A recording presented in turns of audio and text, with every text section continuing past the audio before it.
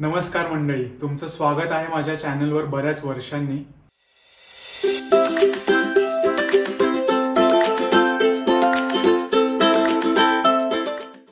मी आहे जर्मनीमध्ये आणि जर्मनीमध्ये पडली आहे थंडी.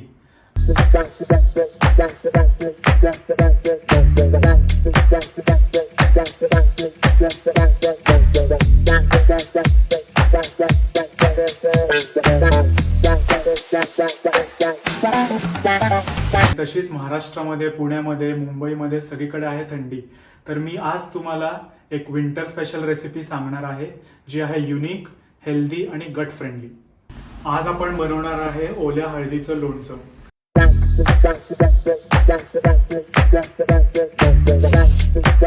तर ह्याचे मेन 3 फायदे आहेत. पहिलं म्हणजे हे तुम्हाला इम्युनिटी बूस्ट करण्यासाठी हेल्प करतं, जे की विंटरमध्ये आणि हिवाळ्यात खूप महत्त्वाचं आहे. दुसरं म्हणजे त्याचे जे अँटी इन्फ्लेमेटरी प्रॉपर्टीज आहेत, तर ते तुम्हाला आजारपणापासून प्रोटेक्ट करतं. आणि तिसरं म्हणजे हे तुमच्या आतून बॉडीला वॉर्म ठेवतं. तर चला आपण बघूया त्याची आता रेसिपी. तर सर्वात पहिला आपला मेन इन्ग्रेडियंट आहे ओली हळद. त्याच्यानंतर आहे आलं. आपण आपल्याकडे थोडे आवळे आहेत, त्याच्यामुळे आपण त्यात आवळा पण घालणार आहे. एका लिंबूचा रस आणि थोडेसे मेथी दाणे.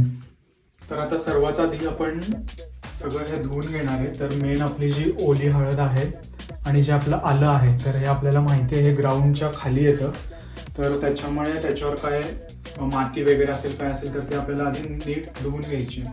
तर सर्वात आधी आपण ओली हळद आणि आलं या 2 गोष्टी आपण धुवून घेऊया.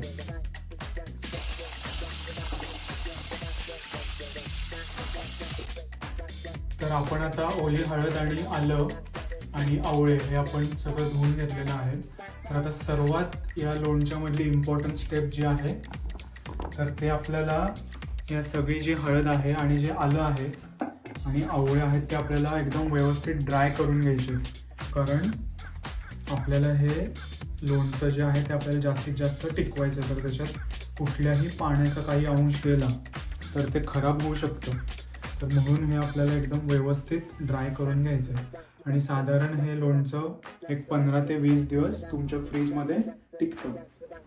तर आपल्याला आता एक एक करून ओली हळद जी आहे ती आपल्याला किसून घ्यायची आहे.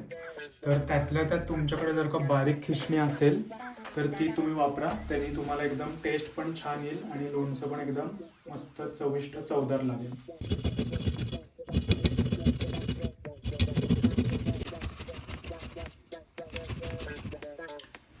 आपण आता हळद, आलं आणि आवळा हे तिन्ही आपण आता खिसून घेतलंय. आता ज्या सगळ्या खिसलेल्या गोष्टी आहेत तर ते आपल्याला इकडेच मिक्स करून घ्यायच्या आहेत आणि नंतर आपण ते एका बाटलीमध्ये भरणार आहेत. तर थोडी मोहरी पण घेतली आहे. मोहरीने पण एक छान फ्लेवर येतो, त्याच्यामुळे ते पण घेतलं आहे. तुम्ही जर का पाहिजे असेल आणि तुम्हाला जर का तिखट बनवायचं असेल लोणचं, तर तुम्ही त्याच्यात मिरची पण ॲड करू शकता. मी पर्सनली नाही ॲड करत, कारण मला मेन तो जो हळदीचा फ्लेवर आहे तो आय एन्जॉय मोर, म्हणून मी मिरची नाही टाकणार आता. पण तुम्हाला जर का काही तिखट पाहिजे असेल तर तुम्ही डेफिनेटली मिरची कापून किंवा डायरेक्ट अख्खी पण तुम्ही टाकू शकता. आपण हे आता व्यवस्थित मिक्स करून घेणार आहे, कारण एकदा आपण ते जर का बाटलीत भरलं मग आपल्याला नीट ते मिक्स नाही करता येणार. म्हणून हे आधीच प्लेटमध्येच व्यवस्थित मिक्स करून घ्या.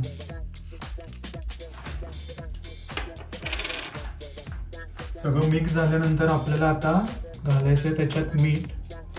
मीठ तुम्ही चवीप्रमाणे घालू शकता. थोडं जास्ती घातलं तरी चालेल, कारण मिठामुळे पण ते लोणचं जास्ती टिकणार आहे.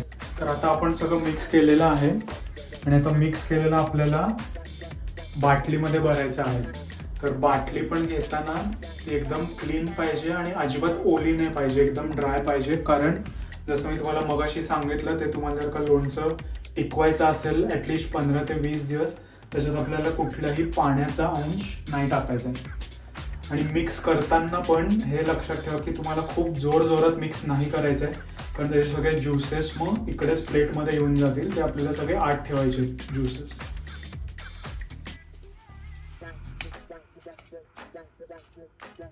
आपल्याला पूर्ण लिंबाचा, अख्ख्या लिंबाचा रस घ्यायचा आहे आणि तो रस आधी मी वाटीत काढून घेणार आहे आणि नंतर मग तो मी त्या बाटलीत घालणार आहे.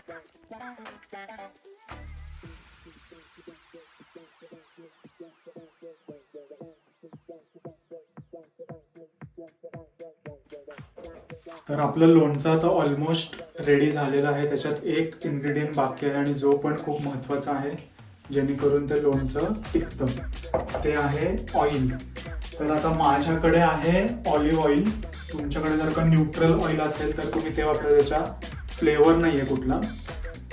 जर का तुम्ही फ्लेवर्ड ऑइल वापरलं तर त्या ऑइलचा थोडाफार फ्लेवर येऊ शकतो लोणच्याला, पण ठीक आहे. मी आज माझ्याकडे आता ऑलिव्ह ऑइल आहे, मी ऑलिव्ह ऑइल वापरणार आहे. तुम्ही व्हेजिटेबल ऑइल किंवा दुसरं कुठलंही न्यूट्रल ऑइल जे घरी आहे ते तुम्ही वापरू शकता. ऑइल घातल्यावर आता आपल्याला ते फक्त मिक्स करून घ्यायचं आहे जेणेकरून लिंबाचा रस, ऑइल अख्ख्या त्या लोणच्यामध्ये मिक्स होईल.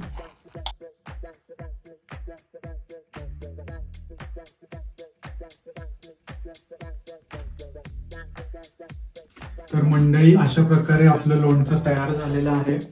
मी तुम्हाला सजेस्ट करेन हे लोणचं तुम्ही ॲटलिस्ट 1 ते 2 दिवस फ्रीजमध्ये ठेवा. त्यांनी ते मस्त मुरेल आणि त्याचे फ्लेवर्स एनहान्स होतील आणि अजून ते छान लागेल. हे 15 ते 20 दिवस टिकतं लोणचं फ्रीजमध्ये. त्याच्यामुळे ही रेसिपी नक्की बनवा आणि मला कळवा. तोपर्यंत भेटूया आपण एका नवीन रेसिपी सोबत पुढच्या व्हिडिओमध्ये. तोपर्यंत बाय.